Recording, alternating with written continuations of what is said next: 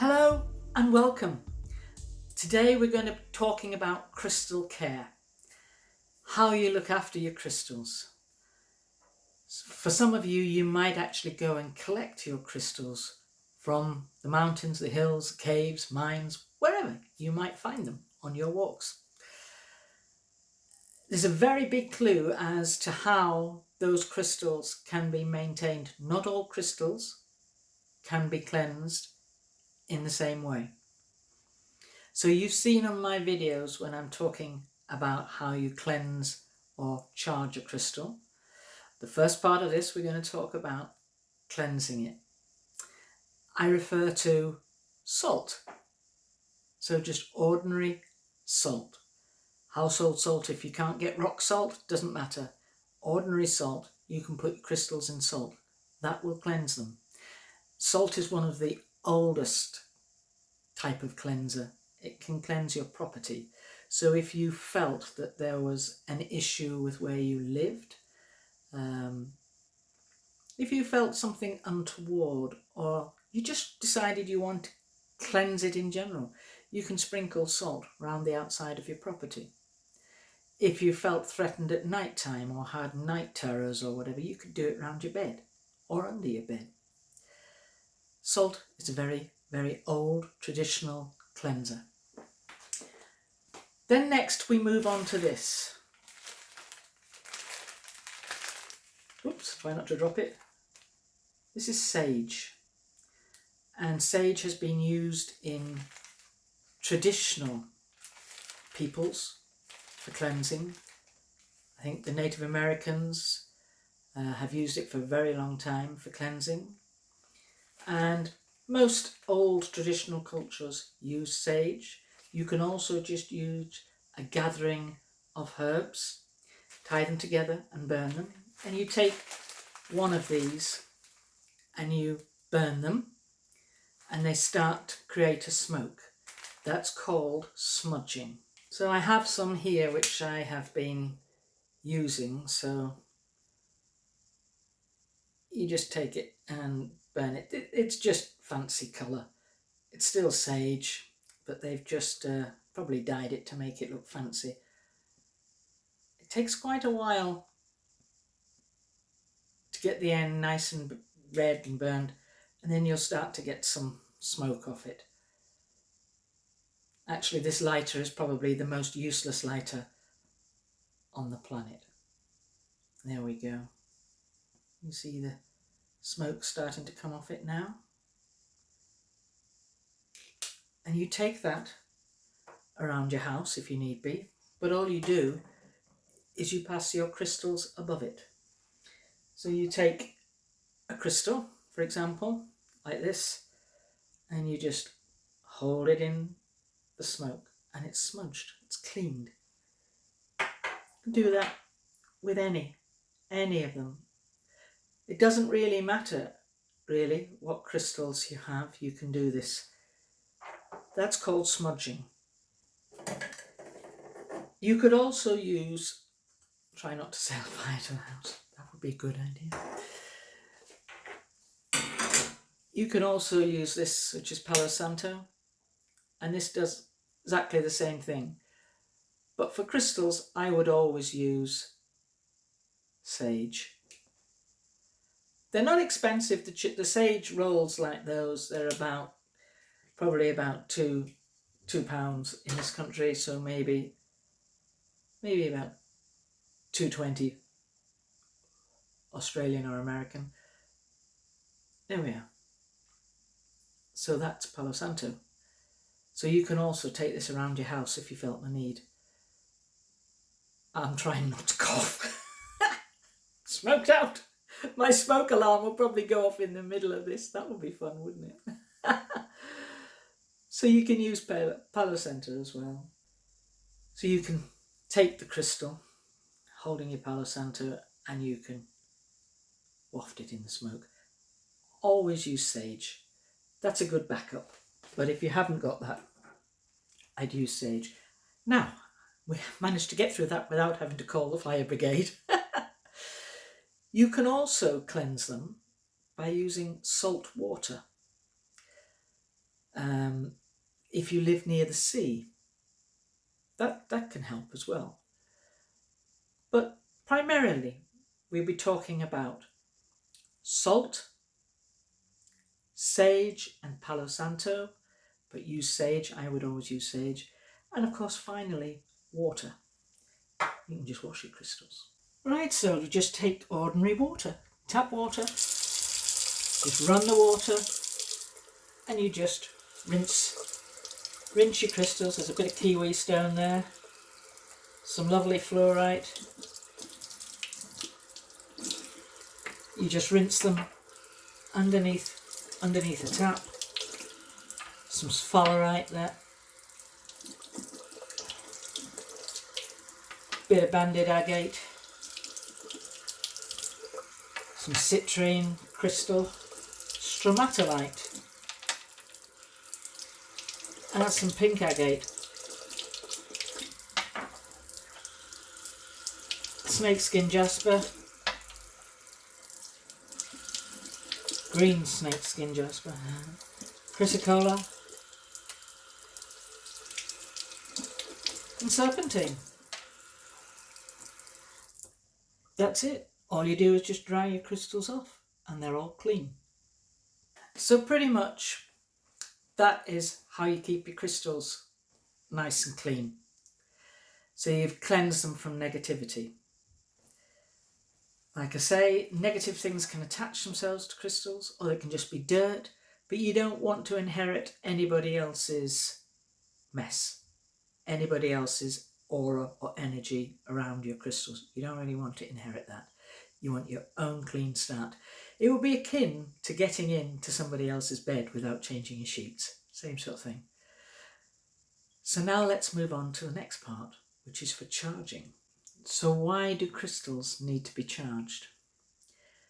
Think of a crystal like your cell phone. So that's my cell phone. If you didn't charge your cell phone, you know pretty much what's going to happen. So we just plug them in, don't we? Take the cable, plug it in, charge it, we're ready to rock and roll. If we don't charge it, it's flat out of juice.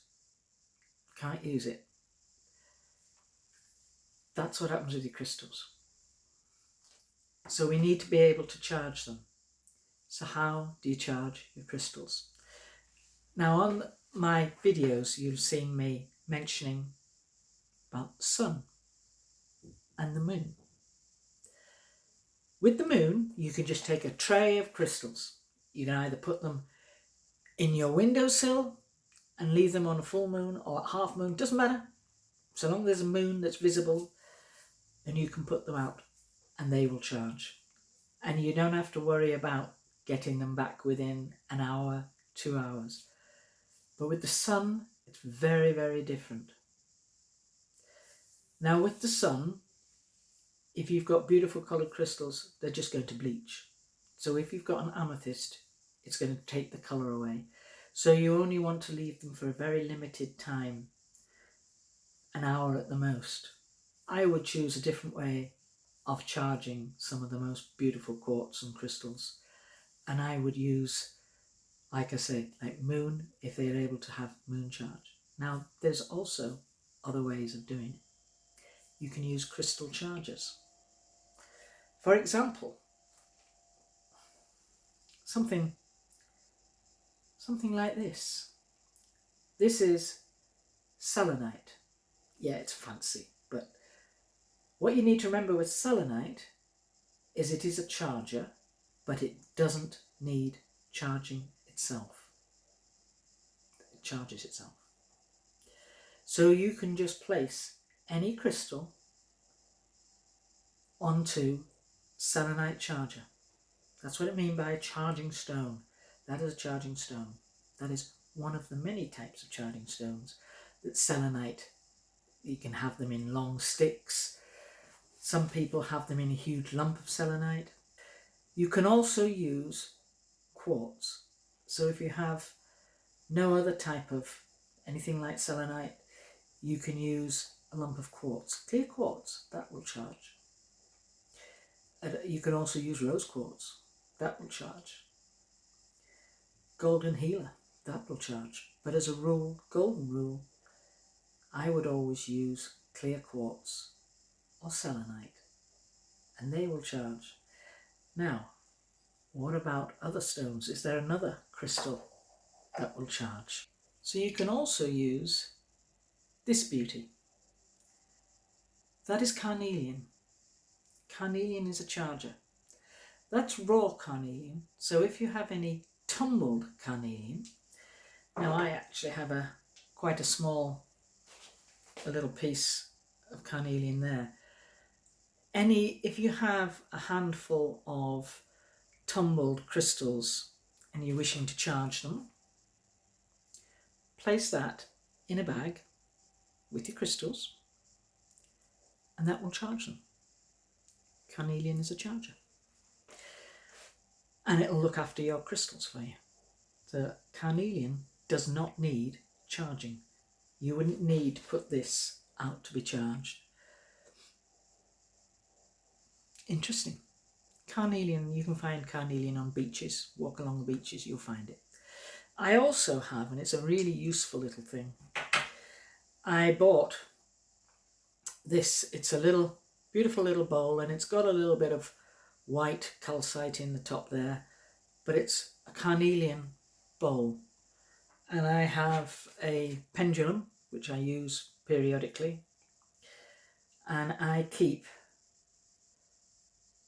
the pendulum. That happens to be, it's lovely, lapis lazuli. So I keep that in here.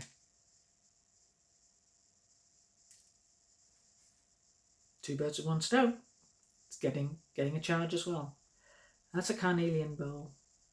Useful to have, and you can just stash your crystals in there. That's a tiny one, but it's a thought. It's just a thought. Right, now there are other methods, and one of them can be doing sound. Now you'll have seen me put this logo saying sound.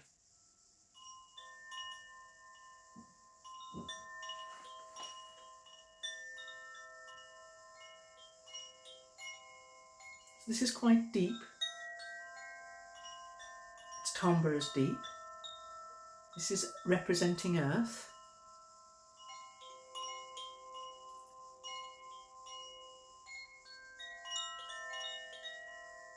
This is a koshi bell. So you can have these above. You can wave these above your crystals. They're lovely. So that one was Earth. This is air. This is much higher in the register.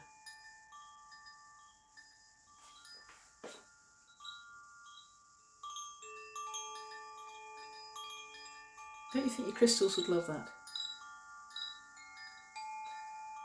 It's aesthetically pleasing to us.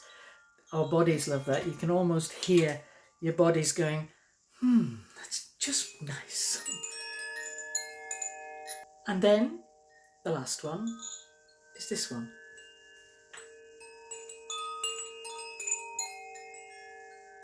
Really resonate. This is fire.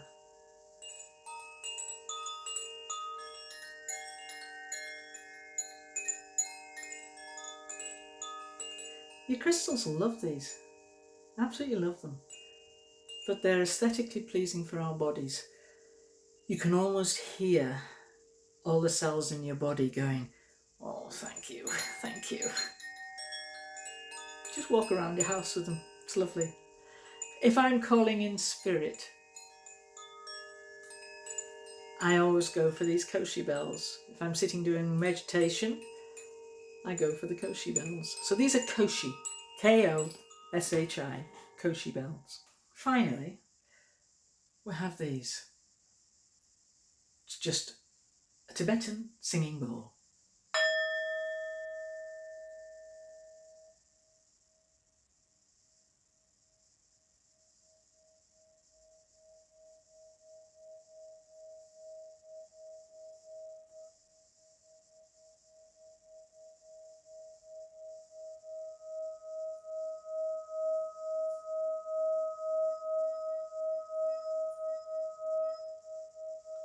I mean, I'm holding it in my hand, but you should usually have a little cushion that they sit on and they'll really resonate. But just listen to that. And you can do that above your crystals as well. So that's what the sound means when they're saying sound. If you have a household plant, you can just take one of your little crystals, we'll just take that, put it into the soil of your plant. Remember where you put it and which plant you put it in. You can do that outside as well, but beware another little animal might borrow away and think, I like the look of that, I'm going to have that, and make off with your crystal. Because you see, animals are attracted to crystals in the same way that we are. So you can put these in soil in your plants overnight, and they will also get a grounding. That's like grounding, like you would if you put your bare feet into the ground. And that helps rejuvenate, recharge. Really good for them. There is visualization, so you can close your eyes and visualize around your crystals beams of light, beautiful, pure light. You can use a candle to do the same thing. They are the forms of charging your crystals. And every time you use your crystal, they need to be recharged. But like I say, not all of them do. Like I say, the carnelian doesn't need to be charged. Quartz doesn't need to be charged either. Now there is some exceptions. This is your crystal charger, selenite. You don't want to put it in water. Don't put it in water. It's soluble, so it'll dissolve. Don't put that in water. This also, celestine, celestite, rather lovely. Don't put it in water. So you need to check and make sure that you can put the various crystals into water, if it's water you choose. First thing you do, you go into a shop, you buy a crystal, wash it, cleanse it first. So either you're going to use water if you're able to, or you can use smudging. I would always use smudging. I go through my crystal boxes, of which there are many, frequently, and with smudging, I just go around the whole house. I don't do it as often as perhaps I should do, but it's interesting how sometimes it can feel so much lighter. And it depends as well where your crystals have come from and the energy that has been used to acquire those. I'm not really talking about people energy. I mean, machines can be negative if they've been hammered out and drilled out. They can leave negativity on a crystal. As bizarrely as it sounds, a crystal might actually feel stressed out, having had drills. And, it depends how your crystal has arrived. If you've just picked it up and put it in your pocket from the ground, different matter. But some crystals, they travel a long way and they've been through a lot to get to the shop. And that's a whole other story. And I'm going to talk about ethically sourced crystals in another video for you. But I hope that is useful for you. Koshi bells, totally recommend those. They're lovely, not just for yourself, but for the crystals. But yeah, wash your crystals, regularly wash them after you use them, but certainly cleansing them using smudging. That is a really, really good cleanser. But for charging, selenite, very good charger. Everything works like that. It's worth just keeping on top of all of that. And then crystals are in tip-top condition. Like I say, we use them and we forget, or perhaps they need to be charged.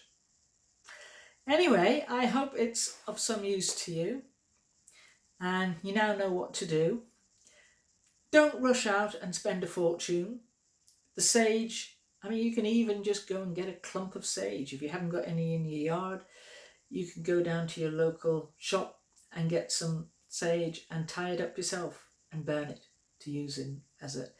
they charge you about £2 in this country, maybe $3. I don't know in the States. Maybe $3 in Australia, $3 to $4 in Australia. But that would be my first thing I'd go, smudging everything. But it certainly helps. If you imagine how you feel when you listen to these koshi bells. I'm just going to pick that one up again. This is Earth, my favourite one. And it's funny how you're drawn to something that's Earth.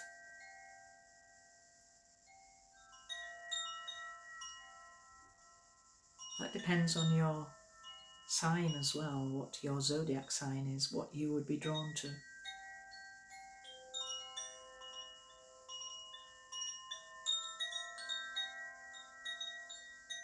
These are quite expensive for what they are. They're about £40, so maybe about 50 US dollars, maybe about 70 Canadian, and I think euros pretty one for one, so probably about 45 euros maybe, and about 80 Aussie dollars. But they are lovely. And if you imagine how you feel when you hear these, how amazing for your crystals.